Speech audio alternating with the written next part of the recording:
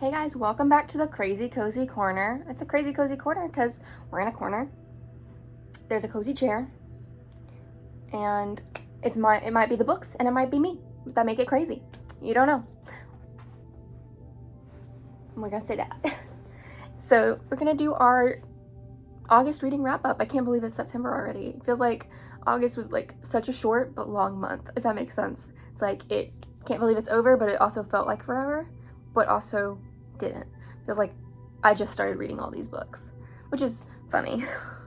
Because the first one we're going to talk about is a prequel to the Lux series, and I had started reading that in July, and I was like, there's no way that I'm going to be able to finish listening to this by the end of July. Well, let me tell you, I finished that within a day, and so I did technically finish it last month, but it's going to count towards this month because I already recorded the other one and couldn't put it in because I was like, it's not gonna matter. Well, let me tell you, it did indeed matter. Shadows is the, like I said, prequel to the Lux series, the Obsidian. It's having a resurgence right now because they're republishing it with sprayed edges, and I'm a sucker. So am I gonna buy both the sprayed edges and the old series? Yes, because if you don't know, when you listen to the audiobook and you read from the new book, like, because I did both at the same time later on this month that we're gonna talk about, but there's things that have changed to make it more acceptable now. The biggest thing that I noticed in Obsidian was they were talking about these tribes indigenous to the area called the Seneca, I believe.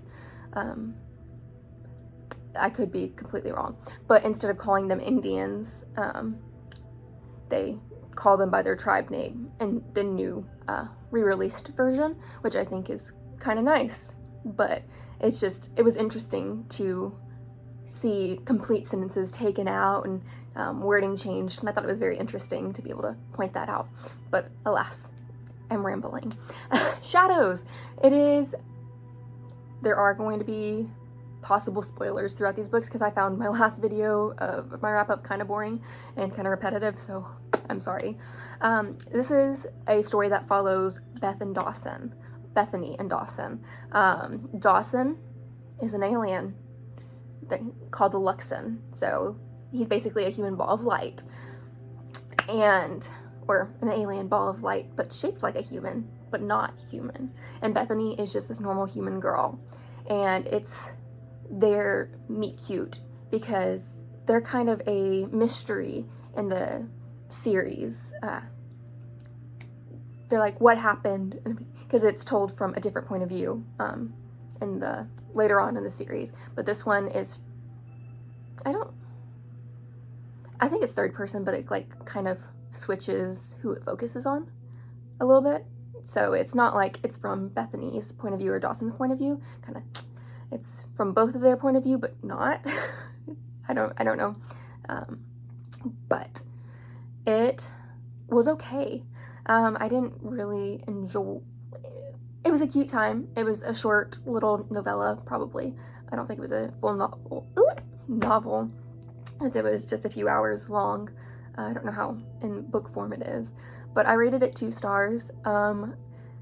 It was cute for what it was, but it was very insta-lovey, and that's what's like most of the series really is insta-lovey, and I'll talk about that later in Obsidian. But it was just like, and it's not like in Twilight or if you were my girlies that read Wattpad stories where you're mates and you're forced to love each other basically because the moon goddess decided you were going to be loved. There's nothing like that. So there's no reason for them to be so connected within like the first meeting, and like, so you got the instant lovey and like super lusty because you can't really love someone at first sight.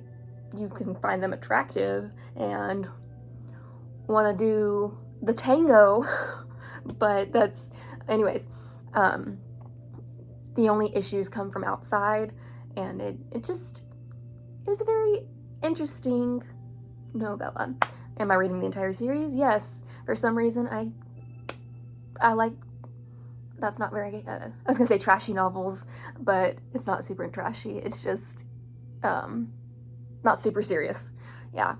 The next thing I read was Eragon. That was what I was reading, like at the end of my last vlog.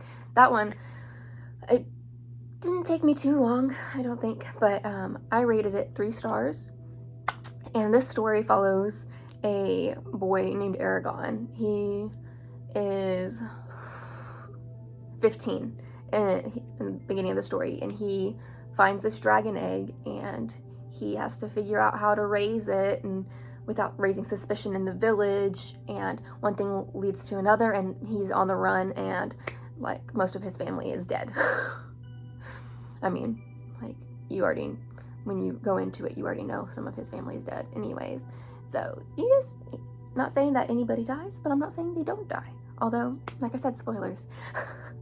And he's traveling with this older man who's kind of teaching him the ropes of the magic of their world and dragons and stuff like that. And it was a good time. It was a little long, but I enjoyed it. It's not the typical fantasy that I go for. Like, when I say typical fantasy, I mean like with a little bit of romance dabbled in, but I really enjoyed it. I liked Saphira. My only qualm with her is that she's just, the lore of the world isn't fleshed out that much yet, and so you don't know why dragons are the way they are, and so I don't really like how quickly, like, how smart she is, and I don't know if there's like a dragon hive mind or whatever.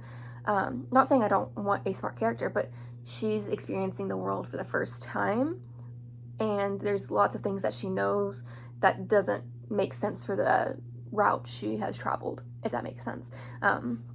So yeah, but it was a fun time. Lots of travel. We're gonna end it there. Yeah, if you like dragons and you don't like romance, this is perfect.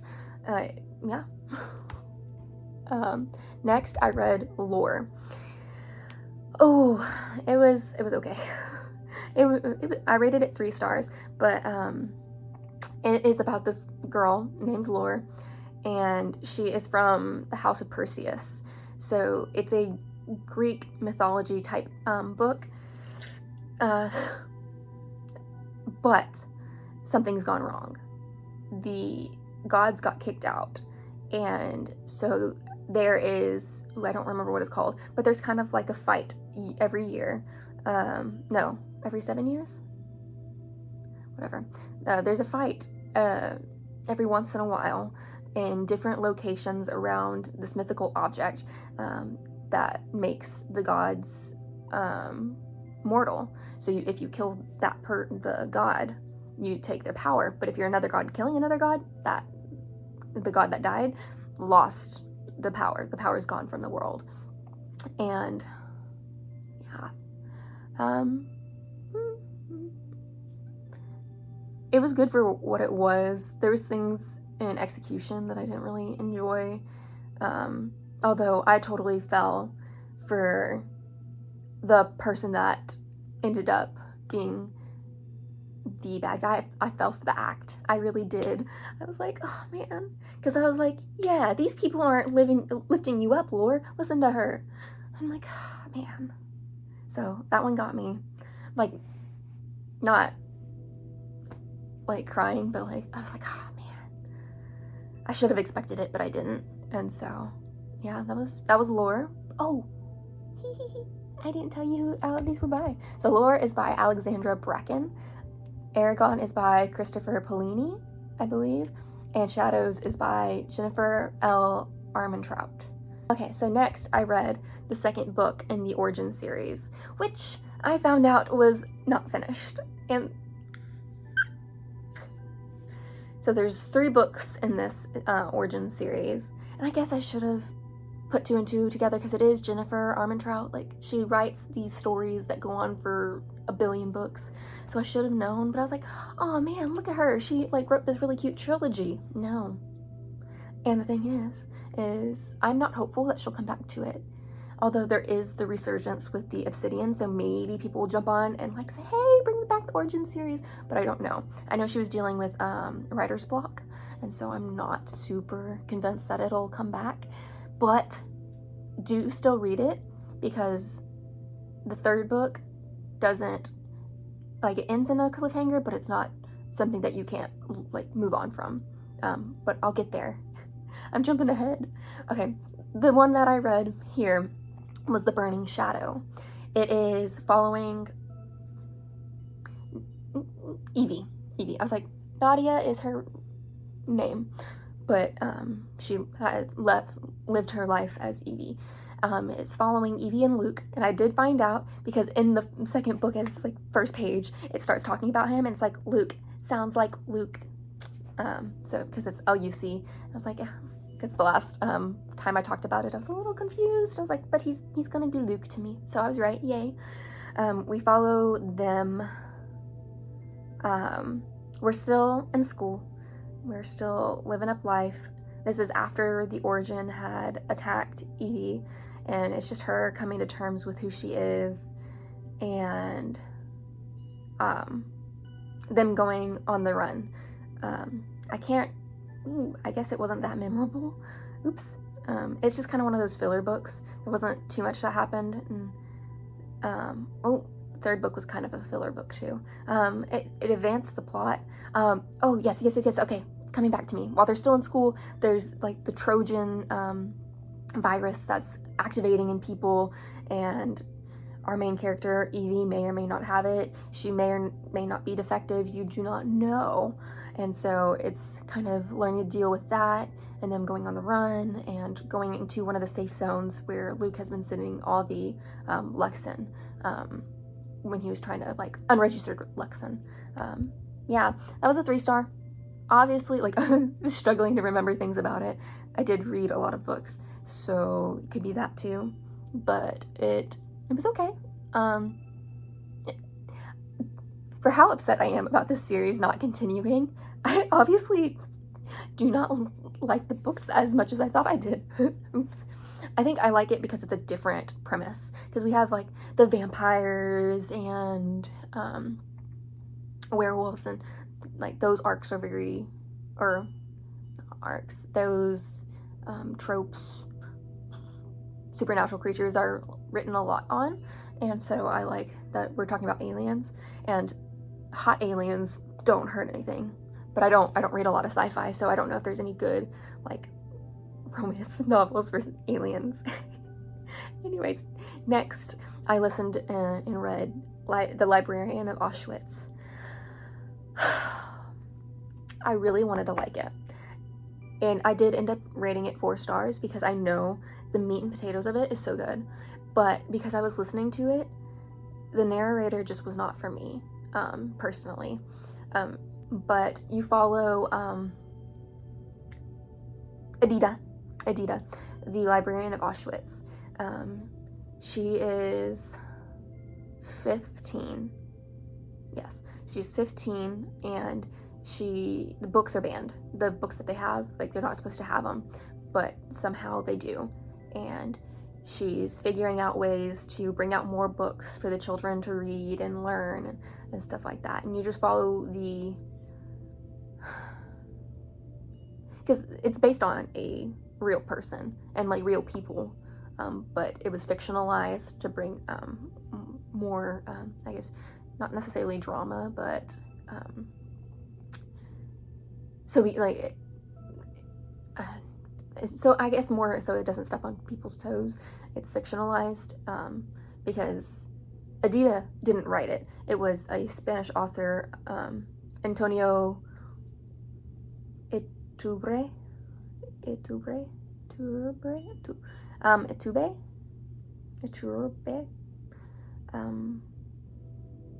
Antonio, he got in contact with her, and they corresponded, and he also got information from other places, and he compiled a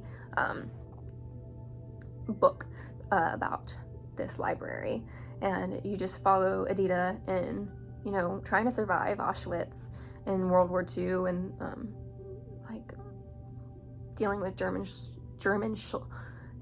soldiers and, you know, stuff like that. It's like, it still evoked a lot of emotion from me, even though I was having a hard time following, because especially when books that focus in different people's point of view, but it's not like from their voice, it's hard to know who I'm focused on, if that makes sense.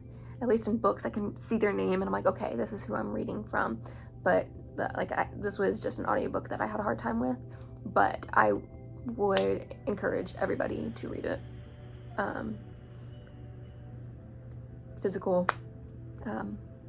Oh, that's what I was gonna do too. Oh, okay, we'll just continue from here. All of these Shadows and Librarian of Auschwitz were audiobooks, and Eragon, Lore, and The Burning Shadow were physical copies from the library. Yes, all from the library.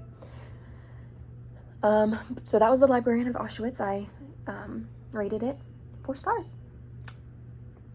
So the next book that I read,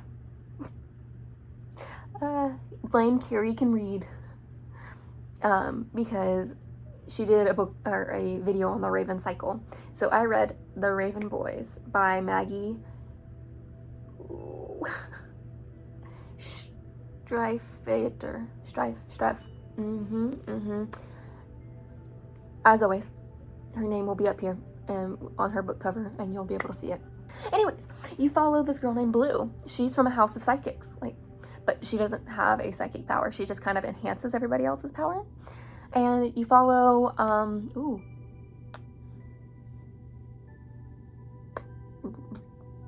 what is his name?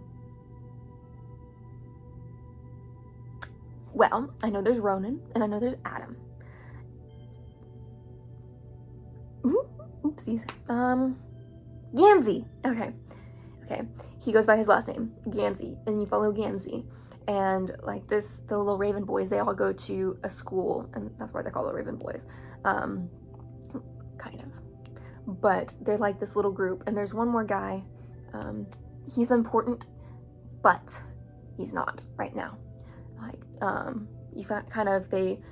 The book follows them living kind of parallel lives, not even interacting or anything, and somehow it comes together. And do they become friends? Do they hate each other? Like, you're just gonna have to read and find out. But it involves like ghosts and supernatural and paranormal type stuff. Yeah, and I gave it 4 stars because it was just a good time to be sucked into the book. Not literally, and this was a physical copy from the library, and 4 stars, yes. The next, I reread The Selection. Oh my gosh, man. It's Kiera Cass, by Kiera Cass. And I kind of wondered about, I hope that doesn't show up. Please. Sorry, I'm getting some notifications on my phone.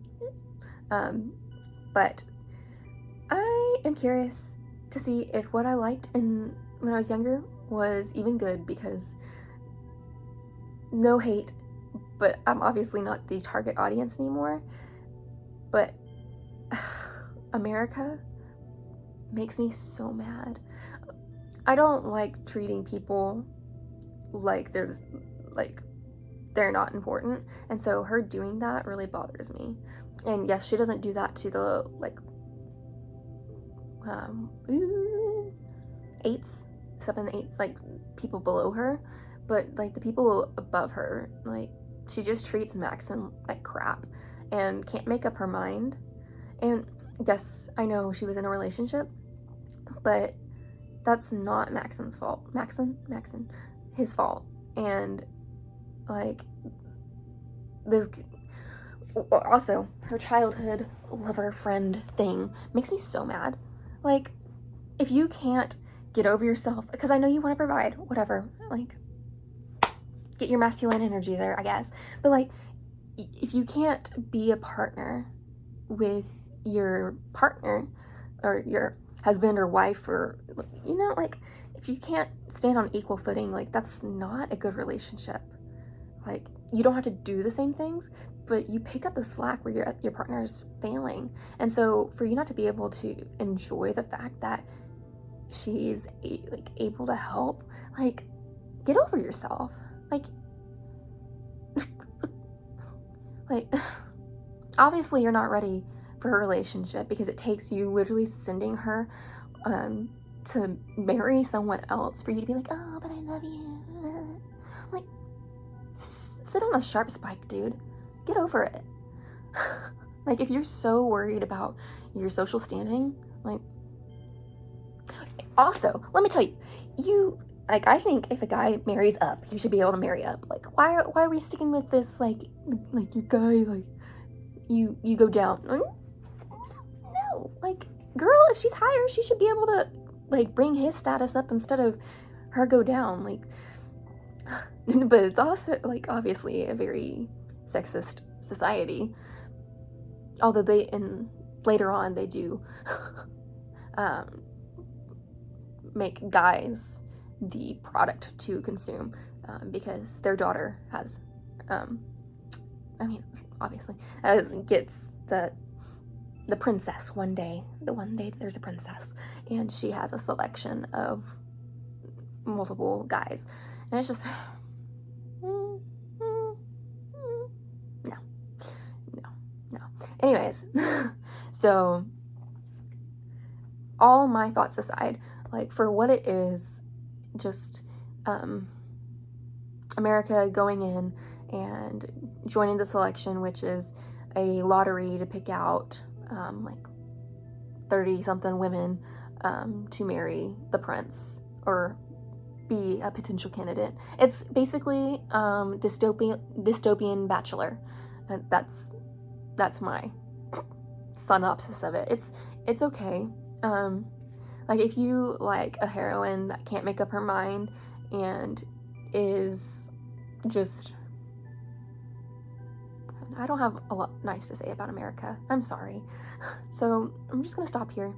I gave it a 2-star. It just, I might continue the series just to reread it, the entirety of it, but I don't know if I can, because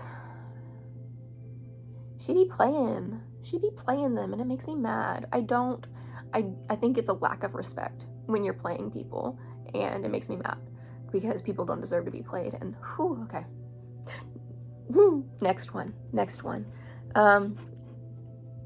Speaking of not playing people, we got Boundaries in Dating by Henry Cloud. It was okay. It was nonfiction. It was like one of those things. I rated it 3 stars. It just talks about, like, boundaries, how to, like, know if you're ready for a dating relationship, and, like, if you can hold your boundaries and stuff like that. It was okay. It was, like, for nonfiction, it was a 3-star. Some things about, like, older dating books with, like, Christian undertones, or the whole thing being Christian based. There's the kind of not keeping men and women equal, and I don't get behind that, because I believe that we are made different, yes, but that doesn't make me lower than a man, and it doesn't make him my spiritual head, because I can have a relationship with Jesus without a man. So, like, I'm trying to work through that and work it out and make sure that, like, I have an okay head on my shoulders. So, like, don't take what I'm saying about this to be, like, complete truth or anything. I believe that Holy Spirit will guide me into, like, complete truth one day. So if I'm wrong about, like, the stuff, now I do not believe I'm wrong about being, like, partners and we're both the head of the household. I do not believe I'm wrong. But, like, my kind of cynical view, I think, will be changed, and I might grow to understand a little bit better. But right now I'm not holding my breath right now because I'm still super young, so I don't have to worry about it. And that was by Henry Cloud, and 3 stars. The next book I read was The Third and not final book in the Origin series, called The Brightest Night by Jennifer Armentrout. Although she probably like puts her middle initial there for a reason, so Jennifer L. Armentrout. I love that I like rate things so high, and I'm like, do I really like it? It was I put 4 stars. But if you're gonna hear me talk about it, it's gonna sound like I hate it. But I don't hate it. So again, you're following Evie, who's a little bit more open to hearing the name Nadia, because literally, spoilers for if you haven't read it, because but she was trained as Nadia, and so like to get her attention when she's in like butt kicking mode, like you have to kind of call her name, like, oh, restart. That was your safe word. Please don't beat me, honey. We're following Evie and Luke as they're kind of getting into life at the Houston. They're in the Houston, Texas, walled off zone where there's a whole bunch of humans and aliens kind of coexisting, and she's learning to control her powers and like tap into the source and come to fact that she's half Luxon, or a little dash Luxon, a little dash human, and a little dash Aram, which I guess is the big bad of the first book. And then the next 2 books, it's the DOD, or I don't know how to say it. It's Dialis. I don't know. It's from Greek mythology, yeah. Anyways, so they're learning how to. She's learning how to control her powers. She's learning things about how she needs to eat now, and there might be a little boy who needs help. That has a whole village of little kids that need help, and maybe stuff happens. Maybe she saves them. Maybe she gets tricked. You don't know. But the ending, I thought it was gonna be like heart-wrenching. Like, I'm gonna be so upset that the 4th book isn't out or coming out ever. But it is not a satisfying end to the series by any stretch of the imagination. But it's not like, oh my gosh, I need to know what happens. Like, I would love to know what happens, because I'm like, Luke, you're lucky that I read the Origin series first, because I want to punch you in the face in the Lux series. But so for some reason that was a 4 star. But it was a good time. Okay, so I did. Okay, but now, Boundaries. My mom owns that book. So it was a physical copy, but I was way too lazy to get it. Selection, physical copy from the library. Raven Boys, physical copy from the library. Brightest Night, physical copy from the library. Okay, so Obsidian is the next one I read, which is the first book in the Lux series of Jennifer L. Armentrout's series. Another 4 star, but like, man, I'm gonna sound like I hate these books. I feel bad, but look at how pretty. Look at how pretty. So pretty.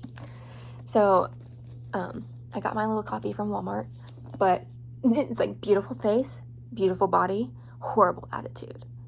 It was the holy trinity of hot boys. It's like, no, we don't accept horrible attitudes, okay? Because we deserve to be treated respectfully. Although I do understand why Demon, sorry, why did I say it like that? Why he acts the way he does, but it's like, boy, like, you're lucky that she felt the instant connection, because if she didn't, she probably would have her foot so far up your butt you wouldn't even know where next week was. Okay, so we follow Katie and Damon, and Katie is human and Damon, obviously, another alien. This is kind of like Bethany and Dawson's love story, but like Damon's like, I hate humans. Sorry. Sorry. I really am. And Katie is just trying to be friends with Dee, and well, Dee really wants to be friends with Katie. I think if Katie wanted to be friends with Dee and Dee wasn't like, she probably would have given up. But like, they're trying to be friends, and he's like trying to be a butthole about it. Respectfully. No, not respectfully, he was rude. But then it's giving me kind of like Edward vibes, you know, like movie Edward with a dash of book Edward from Twilight. Like, I hate myself. I hate you guys. I can't be around you. Like, it's all my fault. Everything's my fault. Everything's on my shoulders. But he's hot. So there's that. Hi. Is kind of enemies to lovers. Enemies to tolerate in the first book. Kind of.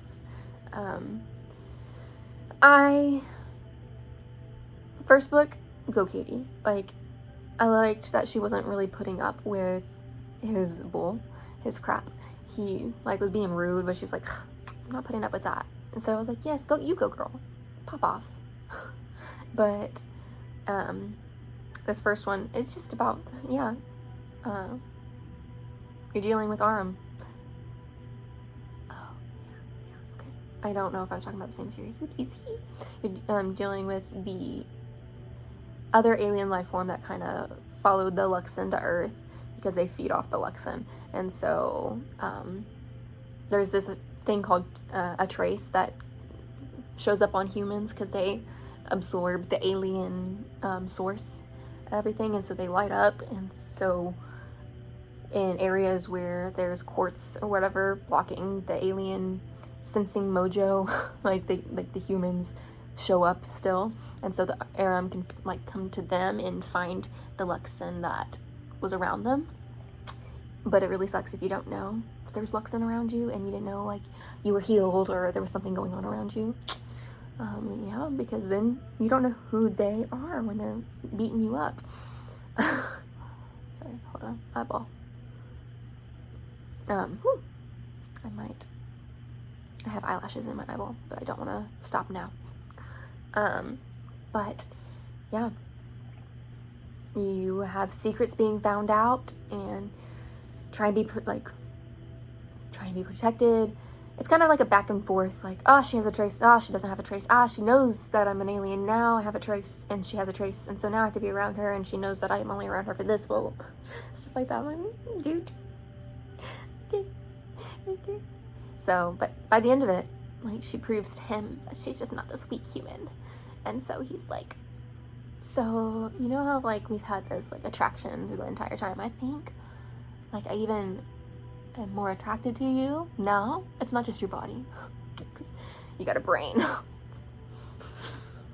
really don't hate these books. But anyways, that was Obsidian. That was a 4-star. Next, I read an ebook copy of RoseBlood, which is a Phantom of the Opera inspired retelling. It's a few generations from the Phantom, so it's not a one-to-one retelling, but it was kind of because of the events of the Phantom of the Opera, like, things happen now at this opera house that may or may not be the opera house that inspired the Phantom of the Opera. And so that is by A.G. Howard, and I rated it 2 stars. It just had some things that I really didn't like, and it didn't delve into stuff that I really cared about. Like, there was like psychic vampires that like kind of feed off energy to survive, and didn't really explain a lot about that. And so it's like, why is this such a big deal? And the only reason the main character, can't remember her name, was even like had a hobby of knitting was so that they could bring it back so she could knit some socks. And it was cute. Like, still read it if you like retellings, but I didn't. It's like twin flames and psychic vampires. I was like, It's really weird with the twin flame part, because being a part of the same soul and meaning to be lovers is like, it's weird, honestly, very weird. But I like, from what I understand, like twin flames don't have to be lovers, from like what people who believe in that believe, like, right? I don't know, but it's just a little weird. I thought I don't know, obviously, but I just, if you're a part of the same soul, that means you were one person at one point, and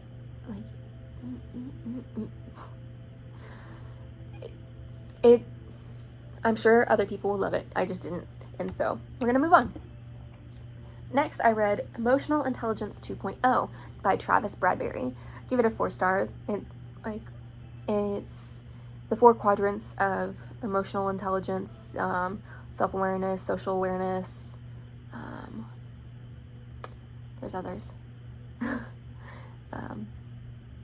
There's 2 more.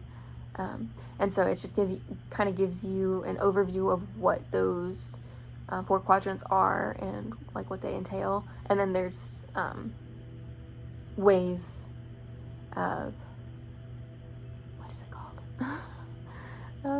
They give you advice. I can't remember the word I'm trying to think of. They give you things that you can do to help grow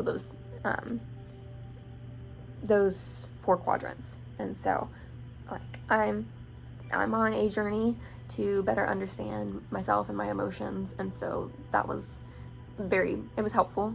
I own this, well, I do not own this book. My mom owns this book, so I borrowed it from her library, and it was another one that I was a little too lazy to go grab because it wasn't in my library, so, excuse me.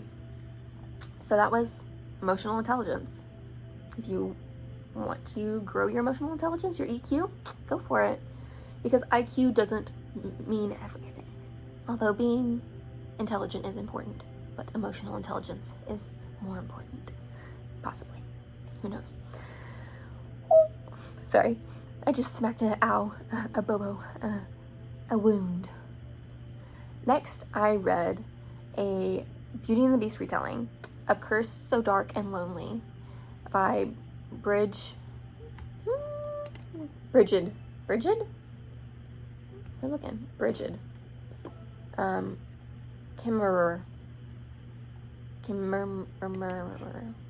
Something. I rated it 4 stars. Hopefully it doesn't sound like I hate this book.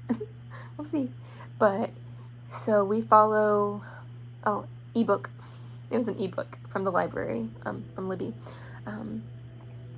But I cannot remember her name. I can't remember his name either. We follow a main character and a love interest. She's from the real world and he's from a parallel world, a different universe that doesn't have our America. It's not even America. It's it's a fantasy world, so it's a different universe from hers, whatever. And so somehow she travels into a different universe, and I really like it because there's and I'm not one to know for sure if it's good representation, so as always, check people who have the that have the disability that is described, and get their input, because I can say it looks like a good representation, but I also am not dealing with that, and so what I think doesn't really account for much when it comes to disabilities and stuff like that. I can support, but I can't say it's amazing, an amazing representation, because I don't know what it's like to live with that. But she has cerebral palsy, and what I really enjoyed is that wasn't her character, it wasn't what, it was important to her, and there was things that because of cerebral palsy that she had some limitations that maybe completely able-bodied people wouldn't have, but I like that she didn't let it define her and her existence. Like, it wasn't her sole attribute. Like, she was not trusting, she was a little sassy, she was smart, like, she came up with great ideas. Like, there was so much to her, whereas, like, I've found in other books that I have read that it just, the one thing that makes someone, like, possibly different from maybe an able-bodied person, or just able, whatever the correct term might be, it becomes the only thing about the character that's focused on. You don't get a more rounded view of them, and I think that's very degrading, in my opinion. It's like, because there's more to people than the things that they're born with or that they experience. Now, if that's what they want to focus on and, like, want to bring awareness to, that is for them. But for, anyways, I enjoyed that it wasn't just the typical protagonist. It was someone who was different, but didn't let it get in the way or define how they had to live their life, because they were making their life. And I thought that was really cool. So I was rewatching some of my footage talking about A Curse So Dark and Lonely, and I was talking about the representation of cerebral palsy, and I don't know if I if I got what I was trying to say across.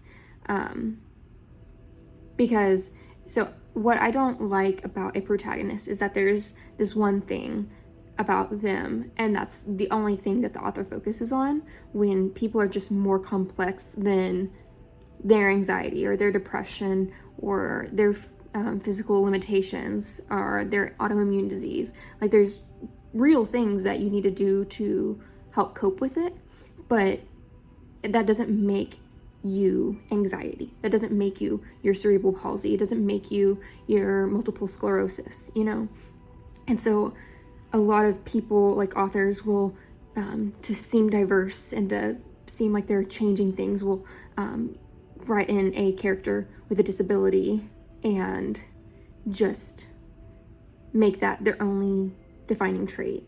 And so what I was trying to say is, I liked that they made her human, not just this poster child of cerebral palsy.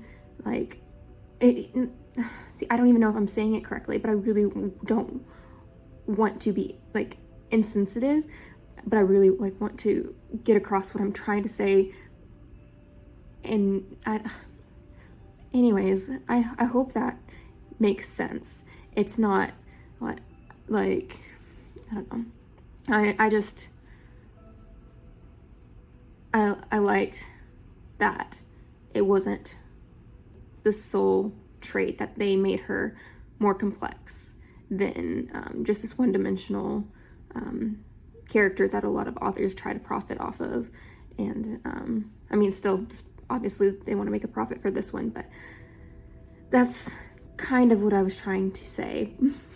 Hopefully that makes sense. Now back to our regularly scheduled program. I really wish I could remember her name, but the guy she meets when she gets to this world, he seems normal, but there's just a little sinister undertelling. So what really is going on? Does she break the curse? Does she not? My theory is she doesn't. Once you get to the end, you'll understand why I say that. But I'm like, what I really wanted, if I'm really honest, I wanted her to be with the guard, not the prince. But alas, if you read the synopsis of the next 2 books, you know what happens. Ugh, rude. But that was A Curse So Dark and Lonely. And that was 4 stars, yeah. The next I read for my October book club that oh, that's not today. I was like, my September book club is not today, it's next Monday. Cool, we're good. But for my October book club book of the month, we were reading Remarkably Bright Creatures by Shelby Van Pelt. And it was a 5-star for me. We follow several point of views, which when there's multiple point of views, it gets really confusing for me. I read it ebook, library, Libby. So, but like once it started coming together, it made a lot more sense for me, and so I really enjoyed it.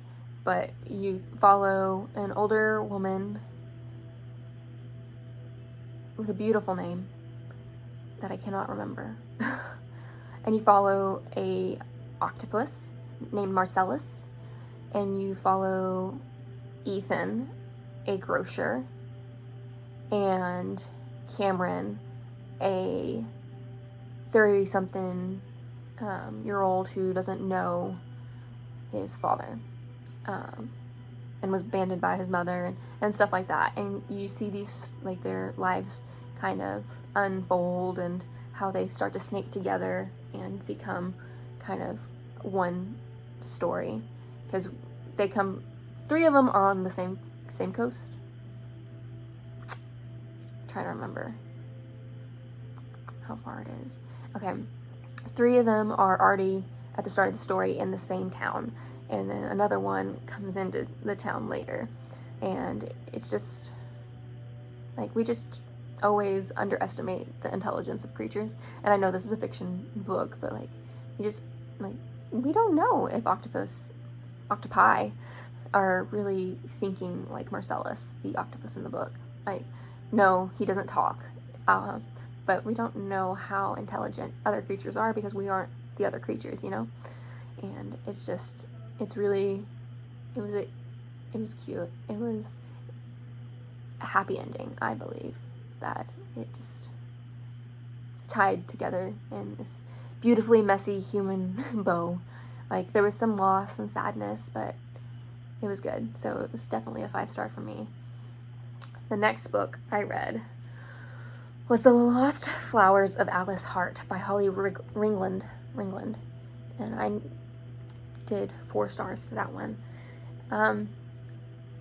I almost did not continue it. About 5, like, I was 5% of the way through, and when it comes to abuse and stuff like that, I'm kind of squeamish. It's not something I really enjoy reading about, because it really, it bothers me, I guess. Like, I know it's a reality, and so that's why I'm trying to push myself with works that aren't as comfortable as, like, happy endings. But I did push through, and I'm glad I did. Like I said, I rated it 4 stars.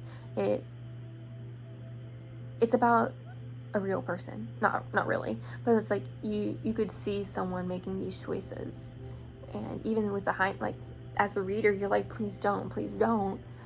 You can't change anybody's choices. Even in real life, you can kind of see a different view than the person going through it, and you're like, please don't do that.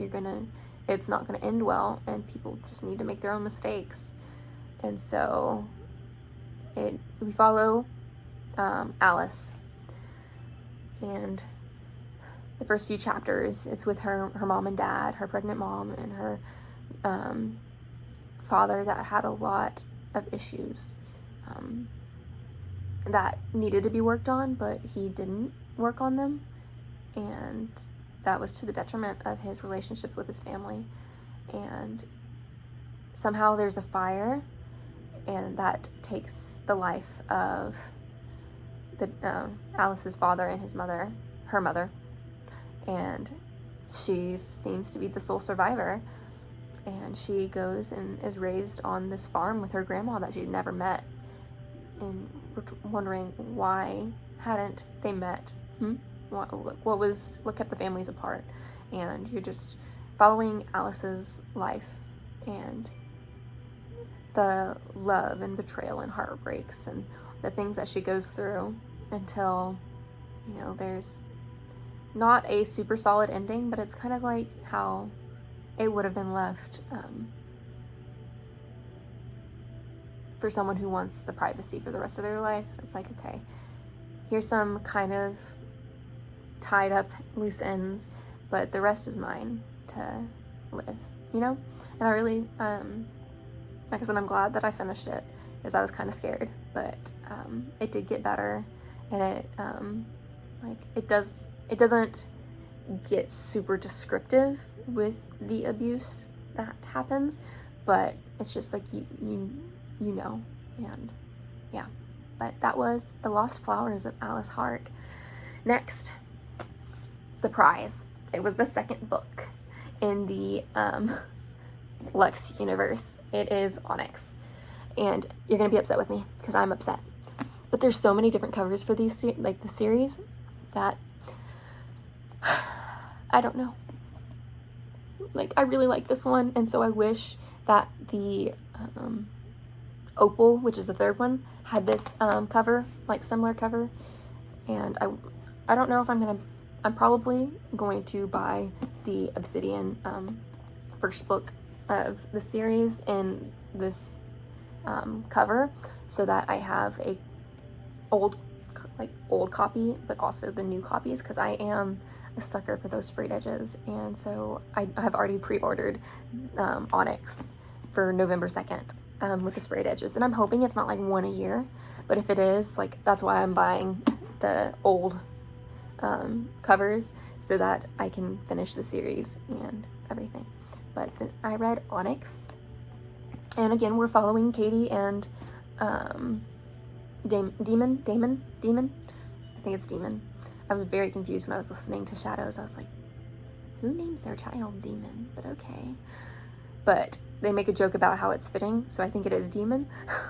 And I rated it 4 stars. This one is, yes.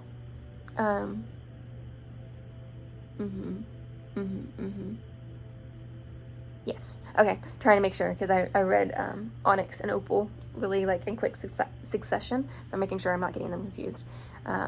So it's by Jennifer L. Armentrout, and let me go back again. Lost Flowers of Alice Hart was an ebook, and I think that was the from the library. Onyx, physical copy that I own. I am blanking. Okay, you're following Katie and Demon. Katie may or may not have been mutated by being healed by Demon, and so she's trying to figure out how to control herself so she doesn't expose the colony and like the Lexan to the human, or get taken by the DOD. And it's just, there's a new guy in town. We don't know if we can trust him or not, but somehow he knows more than he should. And like, yeah, end up getting someone killed. Which, if you read the Origin series, you know. That was so dramatic. I'm so sorry. I was not about to cry. But we're still in the same town. It's kind of time to move scenes, which I never realized how important like moving like setting is important, like how important that is to me. But like, because I thought the Twilight series was fine, but it felt like there was a reason for it to stay there. And I guess there is a reason in this series, but it's but anyways, maybe, oops, I just dropped a book. Maybe Katie finally is accepting that Demon might actually like her, not because of some alien mojo thing, but she still doesn't obviously trust him enough, and there's some betrayal, and which, you know, like, I knew it was coming because I read the Origin series first, and so like it might have surprised me if I hadn't read it, but like, we love chef's kiss. I rated it 4 stars. It was, just in case I didn't say it, Jennifer L. Armentrout. Yeah, that was Onyx. And last one that I was able to read this month was Opal, and it was an old library book, and so that was fun. But I hate this cover. Like, I do not enjoy people on the covers, especially like if you're telling me this is what he looks like. Like, sorry, this guy isn't bad looking, and I guess he might kind of look like the Demon in my head, but like, don't take away my freedom of of guessing what these people look like. That's rude. That's uncalled for. Okay. But yeah. Opal by Jennifer L. Armentrout. I rated it 3 stars. It was okay. We're dealing with guilt of everything, and probably just like we're dealing with a broken friendship, and kind of exploring this new relationship, and we're still stuck in the same town, and the DoD is more of an issue, but it's actually a subset of DoD that's really the issue. And maybe they try to break into a secret facility, and maybe someone doesn't come out, and maybe that's where they leave you and you're still waiting for your other books to come in so you can read it. Maybe. I love me. But yeah, that was a 3-star because just the same setting and kind of the same issues, but like it was okay. I look forward to the next few. I know there's like an unofficial 6th book, like because Shadows doesn't technically count as it's a 0.5, and so after Opposition there's maybe Oblivion, one of those books. Sorry, again, another message. Oh gosh, what am I thinking? I have no idea what I was saying. Was it about the book? Anyways, I think I finished what I was saying about the book. What was I talking about? Oh, I guess maybe it's not super important. If it is, I guess editing Brianna will jump in right now and rewatch the footage. It was not important. I was just trying to talk about how the 6th book, whatever it is the first 3 books from Demon's point of view. So I don't know if I'm going to read that because the point of views coming out kind of mess everything up. Kind of like Midnight Sun makes Edward a really creepy guy. Even creepier than he was without all the knowledge from that book. But anyways, that was literally all I was going to say. Yeah. And tell you what's up. Oh, I can't remember. I can't believe I don't remember. Anyways, so Opal obviously was a physical copy that I own, and it was a 3-star. Yeah. What am I reading right now? There we go. I'm reading The Mind-Gut Connection. It is about how the brain and the gut are more connected than people really realize, and yeah, that I'm only like a chapter in, so that's what I am reading, and hopefully have that finished by next month's reading wrap up. But thank you so much for watching the Crazy Cozy Corner. I love doing this little wrap up with you. I missed you. I was trying to figure out how I wanted to do my upload schedule, and I think twice a month, every other week is how I'm going to do it. So I will see you in a few weeks, and thank you for being with me. Like, subscribe, ring the bell, do all the things, share the video, and I'd love to hear what you thought about these books. If this video was a little bit more descriptive and a little bit more entertaining than the July wrap-up, and tell me which books that you want to read that you haven't read, or what you have read, in the comments. As always, thank you so much. I'll see you in the next one. Bye!